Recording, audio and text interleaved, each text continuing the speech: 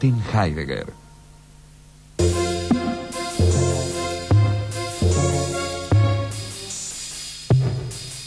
Martin Heidegger nació en Meskirch, un pequeño pueblo en el sudoeste de Alemania, en 1889. El joven Martin fue dirigido por sus padres para la carrera sacerdotal, hasta que la lectura de un libro de Franz Brentano sobre el significado del ser en Aristóteles lo convenció de estudiar filosofía. En 1909 ingresó en la Universidad de Friburgo y 7 años después era colaborador del filósofo Edmund Husserl. Un año más tarde, Heidegger se casó con Elfriede Petri, hija de un alto oficial prusiano de confesión luterana. En 1923 fue nombrado profesor extraordinario y director del Seminario de Filosofía en la Universidad de Marburgo. Allí conoció a una joven estudiante judía llamada Hannah Arendt, con quien mantuvo un romance extramatrimonial durante casi 2 años. Ella fue, según propias palabras de Heidegger, la musa inspiradora de su obra más famosa, Ser y Tiempo, cuyas primeras 2 secciones fueron publicadas en 1927. El resto del libro jamás fue escrito. La cuestión es el sentido del ser. ¿Qué digo cuando digo ser? ¿Cuál es el sentido, ojo, originario, radical, primero de esto? Sein, ser. Esto creo que nos da ya la introducción a Ser y Tiempo. Como ustedes saben, es una obra inagotable en su lectura y agotadora en su lectura. No hay una concesión jamás que le permita a uno en el discurso tomar un respiro. No, es decir, hay que estar a cada momento atento a cada palabra, a dónde está puesta la coma, a dónde está puesto el signo de interrogación, dónde están las comillas, etc. Es un libro de lectura ardua, pero apasionante, ¿no? El tema básico de Ser y Tiempo, que es de 1927, es de qué manera el tiempo puede ser un horizonte de comprensión del sentido del ser. Esto es muy novedoso, porque la filosofía tradicionalmente tomaba el ser por un lado y el devenir por otro, lo cual significa que el ser y el tiempo se excluían. Y lo que va a decir Heidegger justamente es que se copertenecen. Ser y Tiempo es un programa total. Es casi, diríase, la clave de toda la historia de la filosofía. Ser y tiempo. Heidegger abre su obra en la que había trabajado lentamente y aprovechando todo lo que había venido decantándose en esos 10 años, desde aproximadamente la Primera Guerra Mundial. Abre esa obra señalando que se ha perdido el sentido de la pregunta por ser. Cada vez que yo pienso el es, o si quieren, el sentido del ser, o si quieren, lo que el ser significa, remite a y viene de un horizonte más radical que es el tiempo. De allí la expresión ser y tiempo. Entonces hay que entenderlo muy precisamente. El y no dice que la obra va a tratar de 2 cuestiones, es una única cuestión que intenta precisamente detectar de qué modo el ser viene de y va hacia el horizonte del tiempo. O mejor, la comprensión del ser, el sentido del ser, viene de y va hacia el horizonte del tiempo. El hombre mismo no aparece determinado como dentro de la escala de los vivientes, como un ente, como animal racional, sino como el ahí del ser, como el lugar de tal manifestación, como aquel que ha de acoger o no y responder o no a aquello que se muestra y mostrándose y sustrayéndose a su vez lo convoca. Si el hombre es un ser que comprende, bueno, el comprender del hombre, lo comprendido por el hombre, está atravesado permanentemente por el sentido del ser, o por lo que él entiende por ser. De modo que si yo quiero ver qué significa ser, lo que tengo que hacer es desmenuzar esta existencia humana para ver de qué modo allí se devela el sentido del ser. Heidegger llamó Dasein al ser del hombre. Este término alemán designa habitualmente a la existencia, pero Heidegger lo usó en función de su etimología, ahí ser, para expresar que el ser del hombre es el ámbito donde el ser se despliega y manifiesta. Dasein quiere decir apertura, pero, si se me permite decirlo así, significa que esta apertura ya está colmada. Es decir, yo no puedo pensar al hombre antes de estar habitado por lo otro que él, que son las cosas, dicho ahora muy genéricamente. Estamos ya cabemundo, ¿no? Y el mundo ya está en cada uno de nosotros. Existir es ser en el mundo, primera de las clásicas fórmulas de Heidegger. Fórmula que hoy quizás ha quedado rebasada y que incluso quizás hubiera que, no que abolir, sino que pulir, pero pulir, corregir, y corregir en el sentido en que mundo es un concepto metafísico, que Heidegger lo ha sometido a una torsión bastante grande que habría que aclarar un poco más. Él, de hecho, posteriormente da algunas indicaciones, pero existir es ser en el mundo. El Dasein es un ser en el mundo, porque está inevitablemente ligado por las cosas y las ocupaciones que configuran su mundo. De este ser en el mundo, se puede decir que es un proyectarse en las posibilidades que tiene ante sí en cada caso. Como además el ser en el mundo es siempre un ser con los otros, el mundo es esa trama de significaciones en las que convivimos. Por eso, en un texto posterior, Heidegger va a decir que lo propio del Dasein es la trascendencia, es decir, la trascendencia, donde no hay que entender por trascendencia lo que habitualmente se entiende, un objeto trascendente, por ejemplo, Dios o algo así, sino que trascendencia significa el estar trascendiendo hacia. En este sentido, hay que usar el término trascendencia. Si yo siempre ya estoy más allá de esta o aquella cosa, y este más allá al que estoy referido, que es mundo, es el que me posibilita que yo pueda habérmelas con tal o cual cosa, del modo que fuere. Existir es estar junto con cosas que en última instancia ha realizado, ha inventado, ha creado el hombre. Es lo que se suele traducir como el estar al alcance de la mano. Eso es nuestra vida cotidiana, estamos rodeados por estas cosas que solo tienen sentido cuando están al alcance de la mano. De eso hay que distinguir las otras, que no están al alcance de la mano, sino que más bien se imponen. Se imponen como también entes diversos, a la manera de la piedra, el árbol, el cielo, lo que fuera. De modo que ya hay dos planos diversos, el Zuhandensein, el estar al alcance de la mano, y el Vorhandensein, el estar allí encontrable. El hombre no se identifica con ninguno de los dos. Hay que abrir otro plano, ese que habíamos dicho al principio, el Dasein.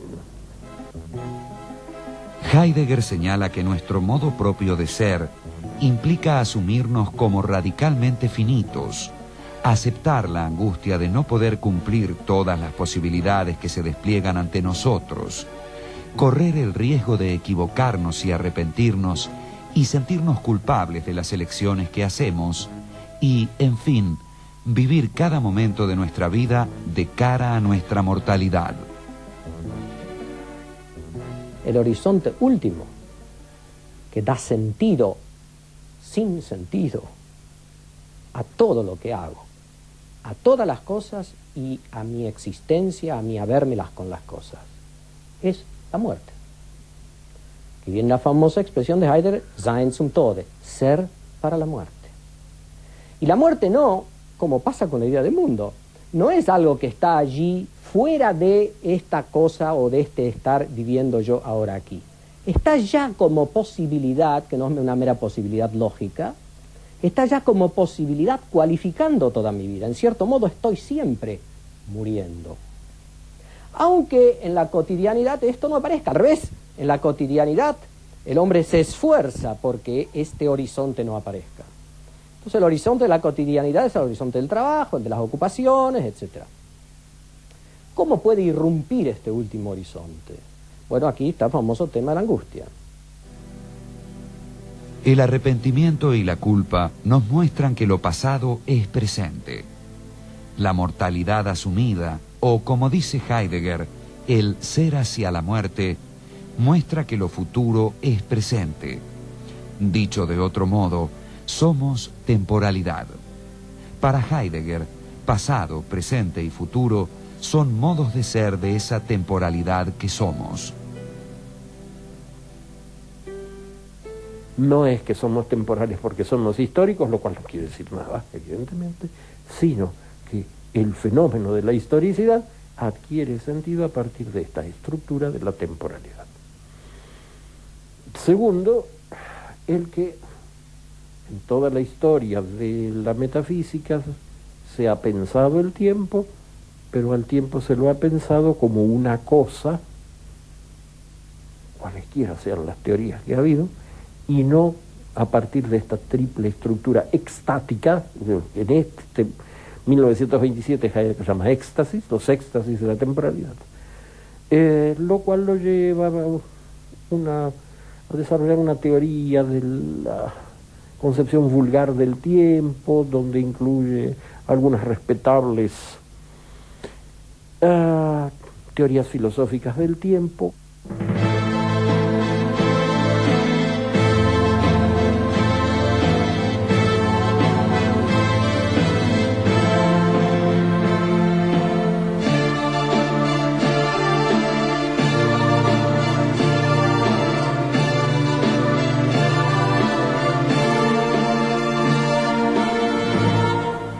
Martin Heidegger.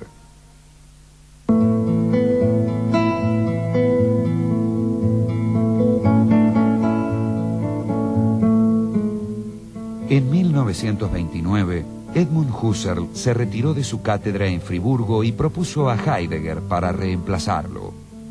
La lección inaugural de Heidegger, con el título ¿Qué es metafísica?, se publicó ese mismo año, al igual que un trabajo sobre Kant y el problema de la metafísica.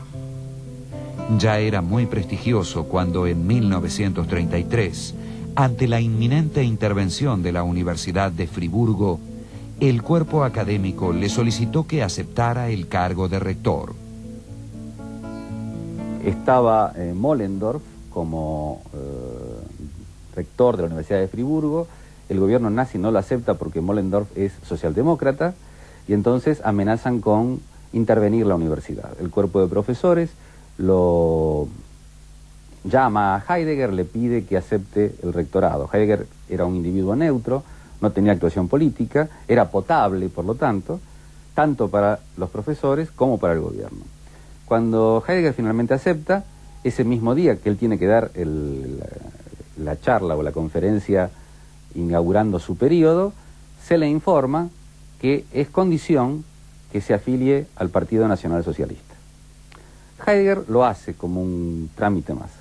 Por más que la teoría filosófica pueda contaminarse un poco de decisiones políticas, de decisiones personales, hasta de decisiones eróticas, etcétera, si es una teoría filosófica fuerte, no queda aplastada por aquellos elementos políticos, pasionales, etcétera. Y lo que cuenta del profesor Heidegger es la manera como ha entrado en la tradición filosófica y lo que ha revuelto en el río de la filosofía y lo que ha hecho llevar a superficie. Cuando Heidegger es rector de Friburgo, hace quitar todos los carteles que estaban en la universidad, echando a los judíos de la universidad. no nombra a ningún decano ni a ningún director de departamento del Partido Nacional Socialista, a pesar de que se le tratan de imponer. Nombra a Mollendorf, el ex rector socialdemócrata, decano en una de las facultades. Y finalmente la crisis llega cuando se niega a expulsar a 2 profesores judíos. Al no poder mantener la situación, termina renunciando él. No llega a estar un año como rector de la Universidad de Friburgo. Después de eso no tiene ninguna actuación oficial. Y cuenta incluso que en una de las clases donde él hablaba sobre el concepto de libertad, el Schelling, y él desarrollaba una idea que de alguna manera ya estaba en Ser y Tiempo, que era la idea de que si el hombre es un ámbito de sentido, eso es lo que lo caracteriza, no lo étnico, lo racial, lo biológico, etc. Un alumno lo espera fuera de clase y le dice: por favor, doctor, no hable más de esto porque yo soy de la Gestapo y tengo que pasar un informe. En los años siguientes a su rectorado, Heidegger se alejó de la política, se refugió en sus cursos y publicó muy pocos escritos. Sin embargo, en esos años produjo textos que fueron editados bastante posteriormente, como su Introducción a la Metafísica, y muy especialmente los Aportes a la Filosofía. Se acostumbra a considerar esta como la segunda etapa de su filosofía. Yo insisto en que hay una continuidad en el pensamiento de Heidegger, si bien se vaya explicitando según los temas que trata, según el momento en que lo hace, según aquello a lo cual se refiere y según su propio camino, que se va determinando más y más, si bien podría decirse también que no es un autor en el cual se puedan encontrar respuestas, al menos respuestas más o menos definitivas, sino más bien es un autor, es un pensador de preguntas, todo lo deja en pregunta y me parece que eso es también infinitamente rico. Además, como su maestro Husserl, siempre habla del pensar como un camino, es el camino de nuestra propia vida, es el camino de lo humano, no puede ser sino camino. Y el camino, este camino que se hace al andar, como dicen nuestros cantores, es un camino que no termina nunca. El movimiento del pensamiento de Heidegger hasta aquí, ¿cuál fue? Ir, para decirlo muy brutalmente, ir del hombre al ser. Bueno, el camino posterior de Heidegger va a ser al revés, del ser al hombre. Insisto, lo estoy diciendo de manera muy esquemática. Este segundo comienzo del pensar a partir del ser como acaecer permite todo otro planteo de los problemas fundamentales. Ante todo, un planteo del mismo pensar que ya no parte del hombre mismo, ya no se concreta en un decir algo sobre algo, sino el punto de partida es aquí lo que acaece y el pensar y el lenguaje humano son una respuesta a aquello que se muestra y a la vez se rehúsa o se sustrae en lo que acaece. La verdad ya no aparece como una correspondencia a lo que es, sino ante todo aparece un sentido más originario, que es la verdad del ser mismo, en tanto acaeciendo, se manifiesta, se muestra y a la vez se sustrae. En los Aportes a la Filosofía, Heidegger consideró su propio pensamiento como un tránsito. No se trataba ya de metafísica, por cuanto la metafísica no piensa el ser, ya que si bien pregunta por el ser, contesta hablando del ente en general. Tampoco se trataba ya de que se esté en condiciones de desplegar el pensar del ser mismo. Solo se trataba de preparar el segundo comienzo del pensar, un comienzo ya no metafísico. En este sentido, el hombre es ubicado no como señor de la realidad, sino como habitante de un mundo. Y habitante de un mundo, dice en algunos de sus trabajos, de sus escritos, significa ser uno de los cuatro, uno del cuarteto del mundo. Significa habitar un mundo es poder acoger la novedad del cielo, poder cuidar la tierra, poder venerar lo sagrado, es decir, lo que trasciende, y poder acompañar a los humanos. Entonces, me parece que también esto es muy importante en esta época, la reubicación del hombre en su verdadero lugar, que no es el de dominador o el de señor. Y a su vez, como decíamos con respecto a las cosas, también es recuperar el sentido y ser de todo lo que es. Entonces me parece que también en este aspecto, este pensar del segundo comienzo es sumamente sugestivo. Y creo que toda la obra heideggeriana, desde un comienzo, paso a paso, se va dirigiendo hacia esto. En los años siguientes al fin de la guerra, Heidegger hizo conocer su Carta sobre el humanismo, en respuesta a algunas afirmaciones del filósofo francés Jean-Paul Sartre, e impartió numerosos cursos, conferencias y seminarios. Luego, en lo que se ha llamado la última época de su pensamiento, Heidegger interpretó el ser en el mundo como un habitar poéticamente el mundo, y propuso que la filosofía se aproximase decididamente a la poesía. Heidegger se propone un nuevo pensar. ¿Y qué es este nuevo pensar? Ahora es un pensar en pos de la poesía.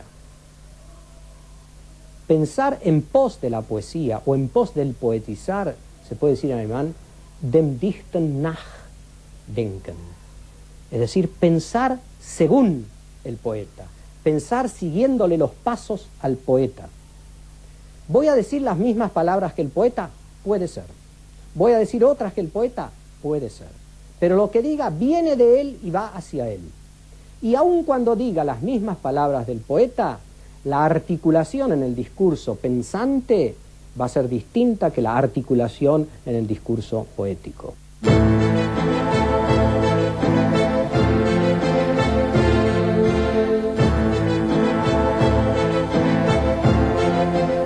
En 1975 comenzó la publicación de las obras completas de Martin Heidegger, que todavía se halla en curso. El filósofo falleció el 26 de mayo de 1976 en su ciudad natal, Meßkirch. Hoy se lo considera el más influyente pensador alemán del siglo XX.